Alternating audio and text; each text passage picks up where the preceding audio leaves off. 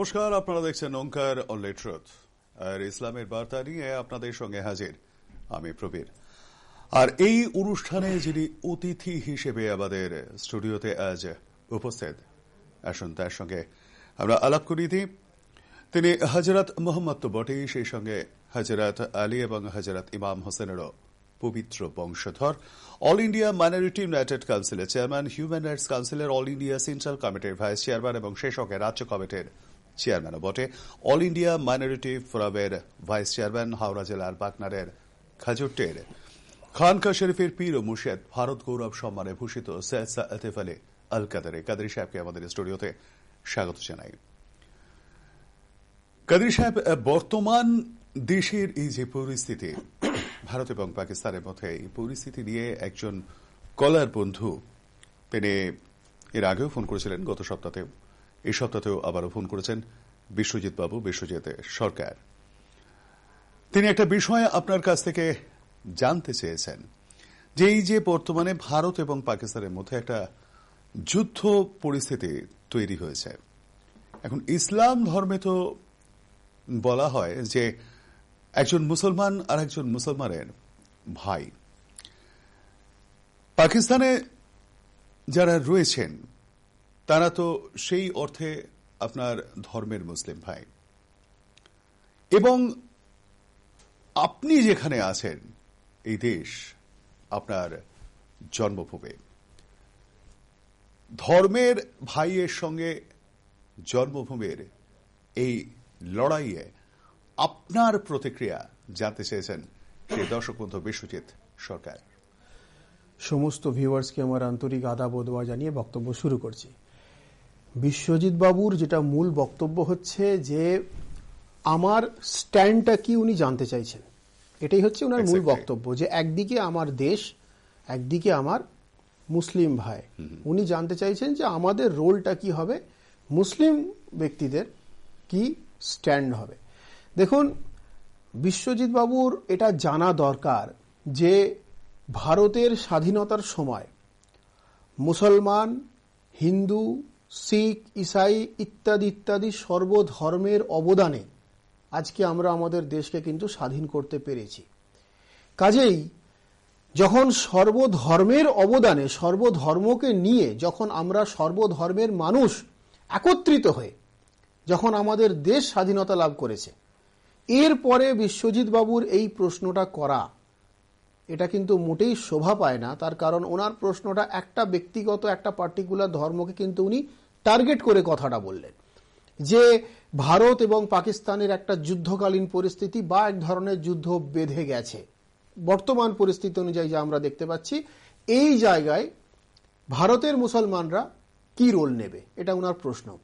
এই প্রশ্নটাকে আমি খুব একটা ভালো চোখে দেখছি না। এটাকে আমি একটা কমিউনাল সাম্প্রদায়িক বলে আমি মনে করছি, এটাকে একটা সাম্প্রদায়িক প্রশ্ন আমি মনে করছি। তার কারণ হচ্ছে যে যখন গোটা দেশ পরাধীন ছিল, আমরা যখন ইংরেজদের হাতে, যখন আমরা তাদের আন্ডারে ছিলাম, তাদের মানে আন্ডারটেকিংয়ে আমাদেরকে থাকতে হতো, সমস্ত কিছু তারা যা করতো আমাদেরকে সেটাই মানতে হতো, এবং বাই ফোর্স আমাদের উপরে বহু জিনিস চাপিয়ে দেওয়া হতো। সেইখান থেকে যখন আমরা মুক্ত হতে চেয়েছি, নিজেকে মুক্ত করব এবং দেশকেও এই ইংরেজের হাত থেকে মুক্ত করব, তারপর বিভিন্ন ধর্মের মানুষ, বিভিন্ন ক্যাটাগরির মানুষ আমরা এক জায়গায় এসে যখন আমরা দেশকে স্বাধীন করলাম, এর পরবর্তীকালে একটা ধর্মের প্রতি এইভাবে উনি কমিউনাল কথাবার্তা বলবেন, এটা কিন্তু মোটেই শোভা পায় না। 2 নম্বর কথা হচ্ছে যে উনি যেটা বলছেন যে মুসলিমরা কি করবে, মুসলিমরা কি করবে বলতে এটা তো খুব পরিষ্কার কথা। রসুল পাক সাল্লাল্লাহু আলাইহি ওয়াসাল্লাম, অর্থাৎ যিনাকে আপনি হযরত মোহাম্মদ বলেন, ওনার পবিত্র হাদিস শরীফ রয়েছে।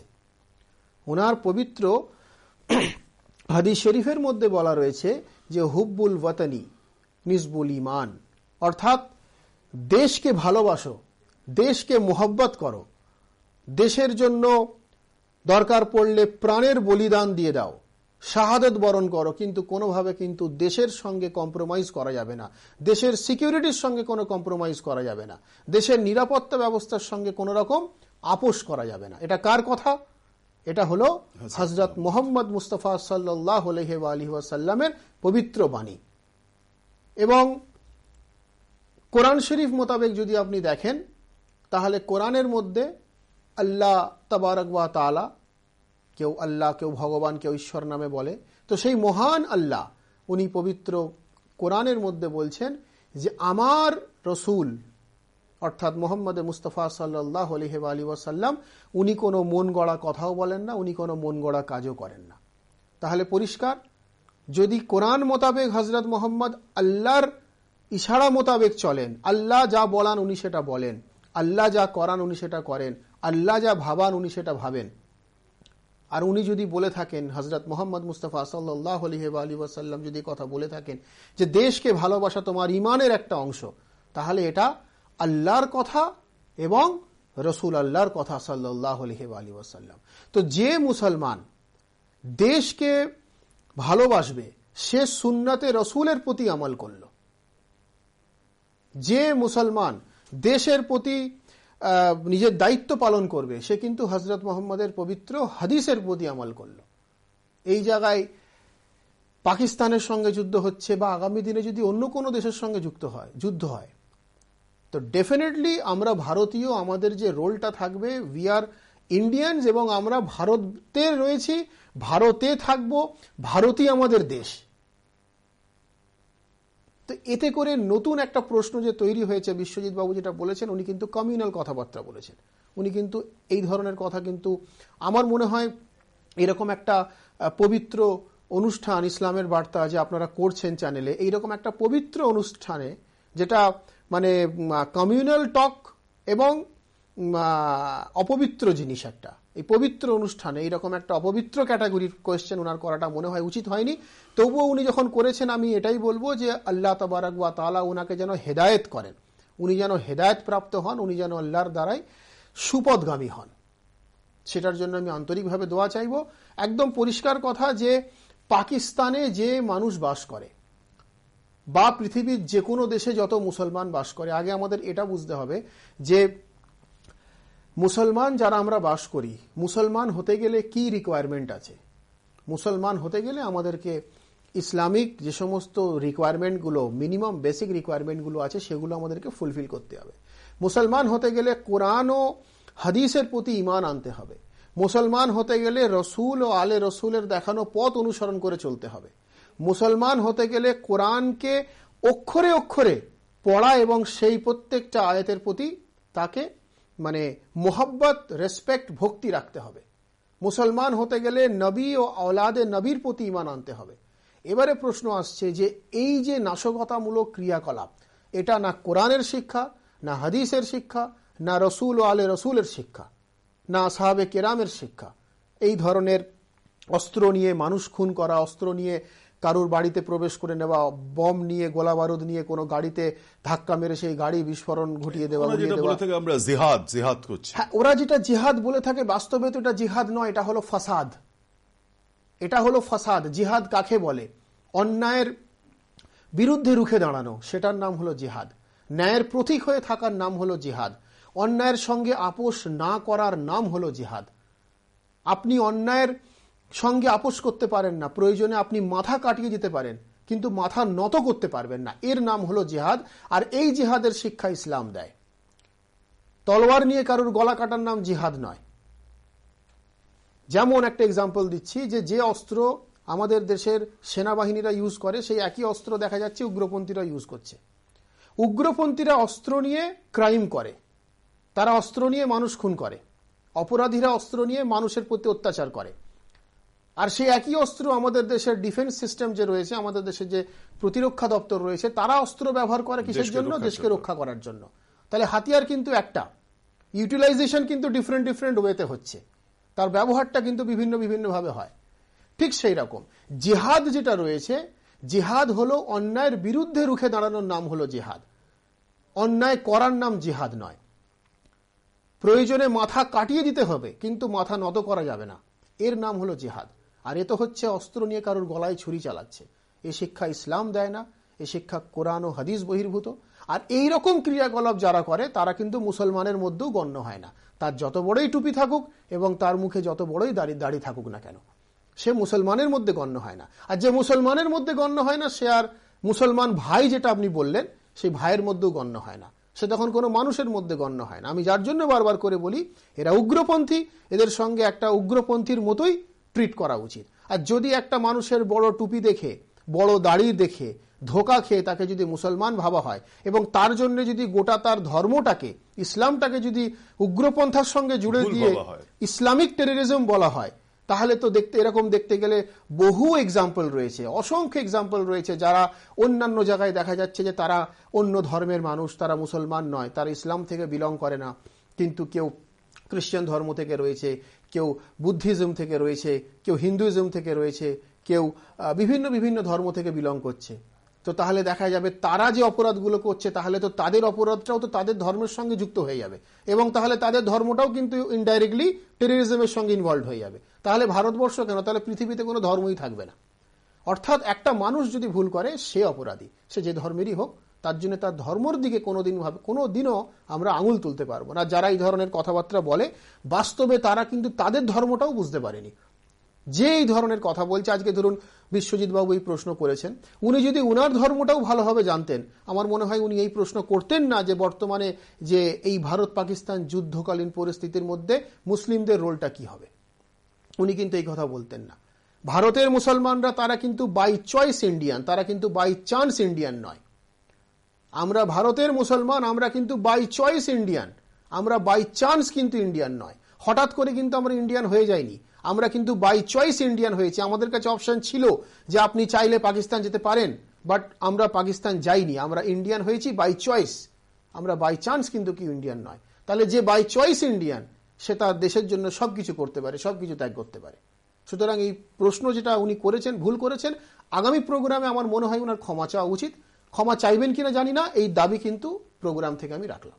এবং একই সঙ্গে বিশ্বজিৎ বাবু, আপনাকে একটা কথা বলবো যে আমাদের এই যে অনুষ্ঠানটা ইসলামের বার্তা, একেবারে প্রথম দিন থেকে আমরা বলে এসেছি যে ইসলাম মানে হলো গিয়ে শান্তি, আর ইসলামের বার্তা মানে শান্তির বার্তা।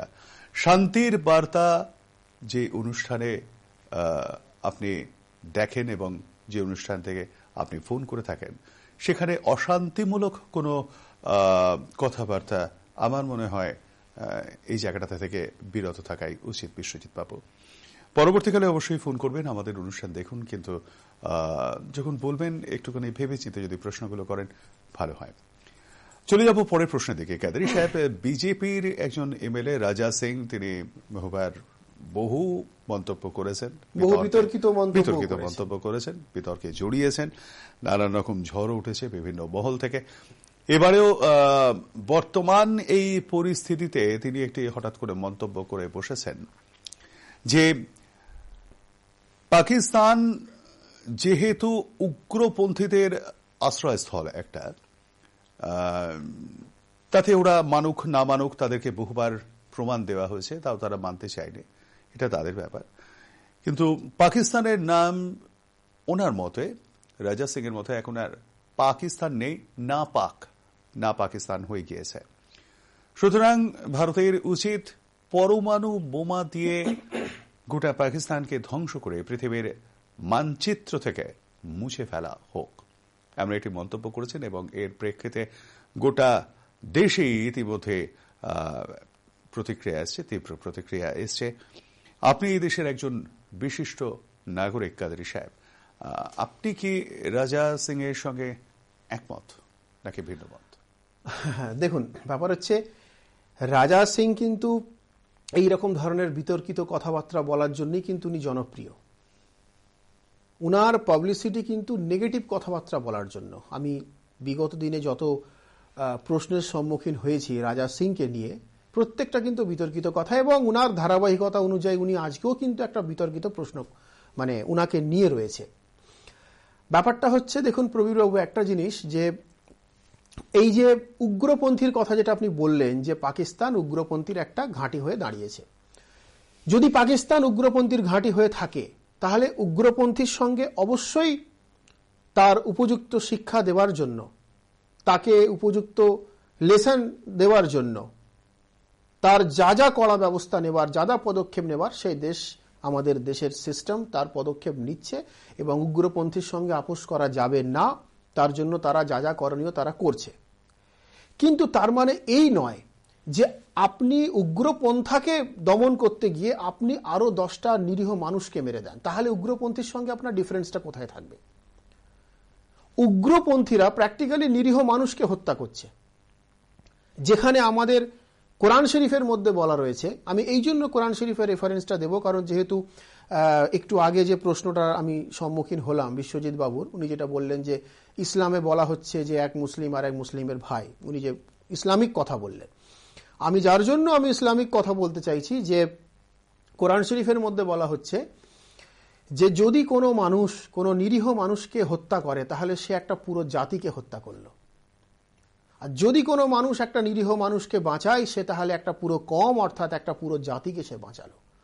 তো যদি তাই হয়ে থাকে তাহলে উগ্রপন্থীরা নিরীহ মানুষকে মারছে, মেরে তারা কোরআন বিরোধী কাজ করছে, অমানবিক কাজ করছে, আর ক্রাইম তো অবশ্যই। তাদের সঙ্গে কোনো আপোষ নয়, তাদের সঙ্গে যা ব্যবস্থা নেবার কঠোর থেকে কঠোরতম ব্যবস্থা নিতে হবে তাদের বিরুদ্ধে। এখন এদেরকে দমন করতে গিয়ে গোটা পাকিস্তানে যদি নিউক্লিয়ার ফেলা হয়, আপনি এক্সাম্পল একটা ধরে নিন, ভারত থেকে আমাদের দেশ পাকিস্তানে নিউক্লিয়ার ফেলল, নিউক্লিয়ার বোমা। তো নিউক্লিয়ার বোমা যখন পাকিস্তানে ফেলবে তো ন্যাচারালি পাকিস্তানও তো তার কাছেও নিউক্লিয়ার পাওয়ার রয়েছে, এবং ভারতের থেকে পাকিস্তানের নিউক্লিয়ার বোমের সংখ্যা কিন্তু তুলনামূলকভাবে বেশি রয়েছে, যেটা আমরা বিভিন্ন রিপোর্ট থেকে পাচ্ছি, নিউজ থেকে বলুন, চ্যানেল থেকে বলুন, বিভিন্ন সোশ্যাল নেটওয়ার্ক থেকে বলুন, নিউক্লিয়ার পাওয়ার ভারতের থেকে পাকিস্তানের বেশি রয়েছে। তো ন্যাচারালি তারা তখন নিজেকে বাঁচানোর জন্য তারাও তখন নিউক্লিয়ার হামলা করবে আমাদের দেশে। তাহলে এই দুটো দেশের নিউক্লিয়ার অ্যাটাকের ফলে আলটিমেট রেজাল্টটা কি দাঁড়াবে? উগ্রপন্থী তো দূরের কথা, সাধারণ মানুষও থাকবে না এবং দেশটাও দুটো ধ্বংস হয়ে যাবে। তাহলে আমরা মোহাব্বতের পেগাম দিই, আমরা ভালোবাসার কথা বলি, আমরা সম্প্রীতির কথা বলি, আমরা সৌভ্রাতৃত্বের কথা বলি, আমরা ধ্বংসের কথা তো বলতে পারবো না। আমি একটা ধর্মীয় ব্যক্তি, আমি কিভাবে বলবো যে রাজা সিং যে কথাটা বলেছেন উনি ঠিক বলেছেন এবং গোটা নিউক্লিয়ার দিয়ে পাকিস্তান ইন্ডিয়াকে ধ্বংস করে দিক আর ইন্ডিয়াকে পাকিস্তান ধ্বংস করে দিক? তার মানে দুটো দেশই তো তাহলে মানচিত্রের বাইরে চলে যাবে, পৃথিবীর মানচিত্রের বাইরে। কারণ আমরা যদি পাকিস্তানে নিউক্লিয়ার অ্যাটাক করি, পাকিস্তান ওই রিটার্ন ইন্ডিয়াতে পাল্টা নিউক্লিয়ার অ্যাটাক করবে, এবং তার ফলস্বরূপ হবেটা কি? আমাদের কাছে উদাহরণ রয়েছে, হিরোশিমা নাগাসাকির উদাহরণ আজও আমাদের কাছে রয়েছে।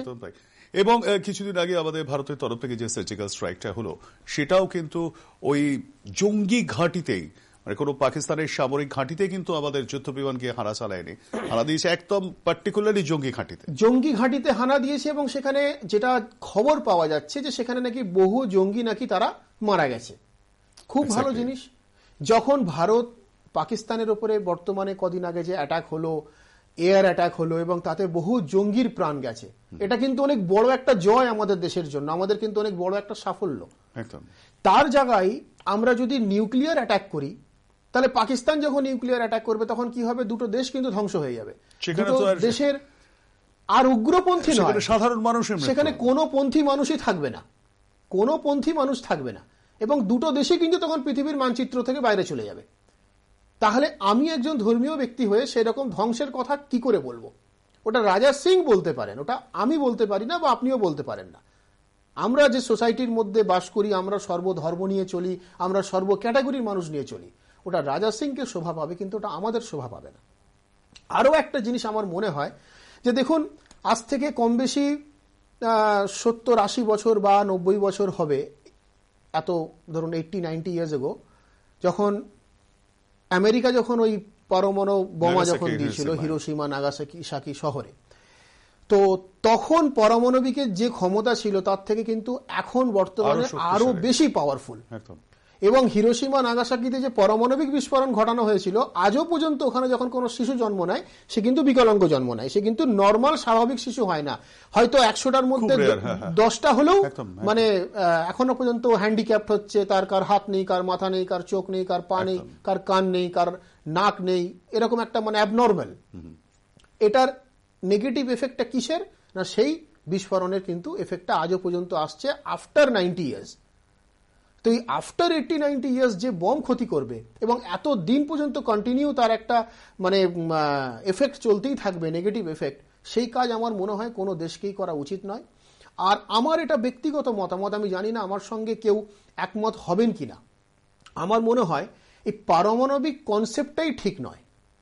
এটা আমার ব্যক্তিগত মতামত। দেখুন, প্রত্যেকের একটা ফ্রিডম অফ স্পিচ রয়েছে, রাজা সিংয়েরও রয়েছে, আমারও রয়েছে, আপনারও রয়েছে। আমি এই জন্যই এই কনসেপ্টটাকে ঠিক বলছি না। হয়তো আপনি বলবেন যে কেন কাদেরী সাহেব, ওটা তো দেশকে নিরাপত্তা দেওয়ার জন্য পারমাণবিক দরকার। আমার মনে হয় পারমাণবিক যে বম সাধারণ মানুষের প্রাণ নেবে, যদি ওই পারমাণবিককে আপনি এমনভাবে তৈরি করতেন সে শুধু উগ্রপন্থীকে গিয়ে মারতো, তাহলে ঠিক আছে।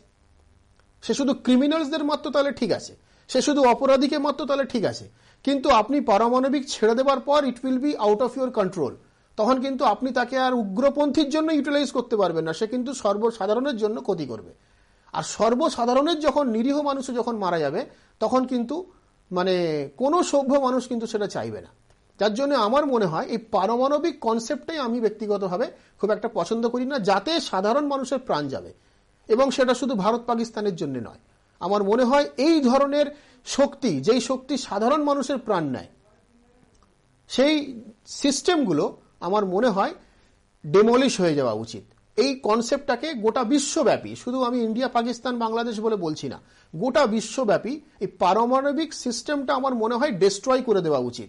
এত ভয়াবহ বম, যে বম কোথাও ফেললে 50-100 বছর পর্যন্ত তার রিয়াকশন হতে থাকবে, এফেক্ট থাকবে, এবং নিষ্পাপ বাচ্চারা যারা জন্ম নিচ্ছে, মানে নিষ্পাপ নিরীহ বাচ্চা, তারাও যখন সেখানে বিকলাঙ্গ তৈরি হচ্ছে, তাদের কোনো অপরাধ নেই, সেই সমস্ত বম ইউটিলাইজ করে আমার মনে হয় মানুষের ক্ষতি ছাড়া লাভ কিছু নেই। এটা আমার একটা ব্যক্তিগত, মানে আমি আমার বক্তব্যটাকে বললাম। আমি জানি না কে গ্রহণ করবে কি করবে না। দেশকে ডিফেন্স করার জন্য অবশ্যই যা প্রতিরক্ষা, যা সিকিউরিটি, যা কিছু অস্ত্রশস্ত্র দরকার, সব কিছু মজুত করা দরকার। কিন্তু যেটা সাধারণ মানুষের ক্ষতি করবে, সেই কনসেপ্টে আমার মনে হয় না যাওয়াটাই ভালো। এটা শুধু ভারত পাকিস্তান বলে বলছি না, এটা আমি ইন জেনারেল প্রত্যেকের জন্য বলতে চাই যে পারমাণবিক শক্তি, এই শক্তি কিন্তু শুধু অপরাধী দমন করার জন্য থেকে আপনি প্রথম যে দুটো শব্দ পারোটাকে কেটে দিতে চাইছেন, মানবিক হতে বলছেন। একদম একদম চলে যাব পারমাণবিকটার জায়গায় আমি একটু মানবিক হতে বলছি, এবং শুধুমাত্র ভারত পাকিস্তানের জন্য নয়, আমি গোটা বিশ্বব্যাপী ওয়ার্ল্ড ওয়াইজ বলতে চাইছি যে কোনো দেশের কাছে পারমাণবিক ক্ষমতা না যেন থাকে। যদি থাকে তাহলে আরেক দেশকে কিন্তু সে যে কোনো সময় ধ্বংস করতে পারে, আর সেই দেশও কিন্তু নিজেকে বাঁচার জন্য সেও পারমাণবিক ইউটিলাইজ করবে। আলটিমেটলি দুটো দেশের সাধারণ মানুষ মারা যাবে। আর আমি একটা ধর্মীয় ব্যক্তি হিসাবে সাধারণ মানুষের মৃত্যু আমি ভাবে দেখতে পারবো না। আমার ঠিক বক্তব্য। আমাদের বাংলায় একটা প্রবাদ বাক্য আছে, রাজা রাজা যুদ্ধ হয় আর উলু খাগড়ার প্রাণ যায়। হ্যাঁ, তো সেই মানুষ এই হচ্ছে আমার ব্যাপার। চলে যাবো একদম পরের প্রশ্নে। আমাদের অনুষ্ঠান প্রায় শেষ লগ্নে এসে উপস্থিত। সোনু নিগমকে নিয়ে একটি প্রশ্ন। সোনু নিগম অতি সম্প্রতি যেটা জানিয়েছেন যে অযোধ্যার সমস্যার সমাধান তার কাছে আছে, এবং তিনি এটা বলেওছেন যে অযোধ্যায় একটি সুন্দর মসজিদ হোক, একটি সুন্দর মন্দির হোক, একটি গির্জা হোক, একটি গুরুদ্বারাও হোক। এরই পাশাপাশি তিনি নিন্দা করেছেন সেদিনকার বাবরি ধ্বংসের। আমার একটা ছোট্ট প্রশ্ন আছে, এই সোনু নিগমই বছরখানেক হবে হয়তো, খুব জোর কি 10-11 মাস হবে, আজানকে গুন্ডাগর্দি বলেছিল, এবং সেই প্রেক্ষিতে আপনার সঙ্গে বিতর্কও বেঁধেছিল তার। সেই সোনু নিগম তার হঠাৎ করে অযোধ্যার মতন একটা সেন্সিটিভ ইস্যুতে তার এই সুন্দর একটা মত প্রকাশ, কারণ আমরা আলোচনায় মন্দির এবং মসজিদ দুই চেয়েছিলাম, দুটো কোনোটাই হোক না হয়ে একটা ভালো এমন কিছু হোক, সকলের উপকার হয়, সেটা চেয়েছিলাম। উনি কিন্তু একদম সেখানে হিন্দু, মুসলিম, খ্রিস্টান এবং শেখ সকলকে নিয়ে এসছেন। তার হঠাৎ কি কেন এই মত পরিবর্তন? কাদের সাহেব, আপনি সোনু নিগম নন, তবু আপনাকে জিজ্ঞেস করছি, আপনার কি মনে হয়? দেখুন, সোনু নিগম তো আমি মোটেই নই। ব্যাপারটা হচ্ছে, আমার একদম সংক্ষিপ্ত, মানে একদম কয়েকটা সেন্টেন্সের মধ্যে আমি উত্তরটা দিচ্ছি। ব্যাপারটা হচ্ছে যে সোনু নিগমের সঙ্গে আমার যখন বিগত দিনে বিতর্ক তৈরি হয়, বিতর্কর ইস্যু কি ছিল? ইস্যু ছিল একটাই, যে সোনু নিগম আজানকে গুন্ডাগর্দি বলেছে। সে যদি এটা বলতো লাউড স্পিকার ইউজ করলে অসুবিধা হয়, ব্যাপারটা আলাদা একটা জায়গায় যেত। কিন্তু ও এটা বলেছে যে গুন্ডাগর্দি। গুন্ডাগর্দি শব্দটা থেকে আমার অবজেকশন আছে, আপত্তি ছিল। কোনো ধর্মের কোনো ক্রিয়াকলাপ কখনো গুন্ডাগর্দি হতে পারে না। সেটা মসজিদের আজানও গুন্ডাগর্দি হতে পারে না, মন্দিরের ভজনও গুন্ডাগর্দি হতে পারে না, চার্চ বা গুরুদ্বারার অ্যাক্টিভিটিও কিন্তু গুন্ডাগর্দি হতে পারে না। এই জায়গাটাতে আমার মূল অবজেকশন ছিল। আর যার কাছে ধর্মের ক্রিয়াকলাপ গুন্ডাগর্দি হবে তার কাছে ধর্মীয় স্থানটা কি করে পবিত্র হয়? সেটা মন্দির হোক, মসজিদ হোক, গির্জা হোক, গুরুদ্বারা হোক, ইত্যাদি ইত্যাদি যাই হোক না কেন। সুতরাং ও যেটা বলেছে, সোনু নিগম যেটা বলেছে, আমার মনে হয় ও পাবলিককে ভোলাতে চাইছে যে আমি বিগত দিনে একটা বড় অপরাধ করেছিলাম, আমার এই স্টেটমেন্টটা তোমরা শোনো, শুনে তোমরা আমাকে ক্ষমা করো এবং আমার আগের বক্তব্যগুলো তোমরা ভুলে যাও। শুধু মানুষকে ভোলানোর জন্য এই কথা বলছে, এছাড়া কিন্তু আর কিছুই নয়। তা যদি না হতো তাহলে যে ব্যক্তি 1 বছর আগে কিছু কম বেশি আজানকে গুন্ডাগর্দি বলল, আর ঠিক 1 বছর পর বলছে যে বাবরি মসজিদ শহীদ করে দেওয়া উচিত হয়নি, ধ্বংস করে দেওয়া উচিত হয়নি, ঠিক ধ্বংস ভাষাটা পেপারে আমি দেখেছি, ধ্বংস করে দেওয়া উচিত হয়নি, এবং ওখানে মন্দির, মসজিদ, গির্জা, গুরুদ্বারা হোক। কেন হবে? সোনু নিগমের বক্তব্য অনুযায়ী যদি আজান গুন্ডাগর্দি, তাহলে ওখানে গুন্ডাগর্দি করার জন্য কেন একটা মসজিদ হবে? তো আমার বক্তব্য হচ্ছে সোনু নিগম শুধু এটাই বলতে চাইছে যে আমি যেটা বিগত দিনে করেছি তোমরা এটা ভুলে যাও, ভুলে গিয়ে আমাকে ক্ষমা করো, এবং প্রিভিয়াস স্টেটমেন্টটা ভুলে গিয়ে প্রেজেন্ট আমি যে স্টেটমেন্ট দিচ্ছি এটাকে তোমরা মনে রাখো। আর আরেকটা জিনিস হচ্ছে যে এটা তো সোনু নিগমের কথা নয়, এটা তো আমাদের কথা। সোনু নিগম গত 1 সপ্তাহ আগে বা 5 দিন আগে এই স্টেটমেন্টটা দিয়েছে, কিন্তু আমরা বহু মাস আগে, কম বেশি 1-1.5 বছর হলো ইসলামের বার্তা অনুষ্ঠানটা আপনারা এই চ্যানেলে করছেন, আমি কন্টিনিউ আসছি। তো আমরা প্রায় 1-1.5 বছর আগে আমরা এটা নিয়ে আলোচনা করেছি যে অযোধ্যা ডিসপিউট নিয়ে যখন যখন কথা হয়েছে আমি বহুবার করে বলেছি এই চ্যানেলে বসে, এবং বিগত দিনে বহু চ্যানেলে বলেছি যে ওখানে মন্দির হোক, ওখানে মসজিদ হোক, ওখানে গির্জা গুরুদ্বারা হোক, সাইড বাই সাইড হোক, অথবা কিছুই না হয়ে জায়গাটাকে পুরো খালি লিখে দেওয়া হোক, অথবা ওখানে একটা হসপিটাল হোক, ওখানে একটা এডুকেশনাল ইনস্টিটিউশন হোক, ওখানে একটা বড় কলেজ হোক। তো সুতরাং এটা তো আমাদের বক্তব্য। হতে পারে সোনু নিগম আমাদের এই প্রোগ্রামকে ফলো করে, এটা যদিও বাংলায় হচ্ছে, এটা হিন্দি বা উর্দুতে নয়, কিন্তু আজকাল ট্রান্সলেট করার বহু সফটওয়্যার রয়েছে, বহু সিস্টেম রয়েছে। একটা প্রোগ্রামকে ট্রান্সলেটে ফেলে দিলে অটোমেটিক ট্রান্সলেশন হয়ে সে তার নিজের দেশের ভাষায় হয়ে যাবে, সে তার নিজের স্টেটের ভাষায় হয়ে যাবে। তো এটা হয়েই যায়। তো আমার মনে হচ্ছে সোনু নিগম ইসলামের বার্তা রেগুলার বেসিসে দেখছে এবং দেখে আমাদের কাছ থেকেও শেখার চেষ্টা করছে। তো যদি কেউ আমাদের কাছ থেকে শেখার চেষ্টা করে, যদি কেউ আমাদের প্রোগ্রাম দেখে নিজের ভুলটাকে শুধরে নেবার চেষ্টা করে, আমার মনে হয় তাতে আল্লাহ ভগবান ঈশ্বর উনি আমাদেরকেও তার কিছু না কিছু ফয়েজ ও বরকত দান করবেন, আমাদেরকেও কিন্তু কিছু না কিছু আমরা বেনিফিট পাবো যদি সোনু নিগম আমাদের এই প্রোগ্রাম থেকে কিছু শিখতে চায়। ধন্যবাদ কাদেরী সাহেব আজকের এই অনুষ্ঠানে উপস্থিত থাকবার জন্য, এরকম সুন্দর একটা আলোচনা করবার জন্য। আজ এ পর্যন্তই। ইসলামের বার্তা দেখতে থাকুন আপনার চ্যানেল।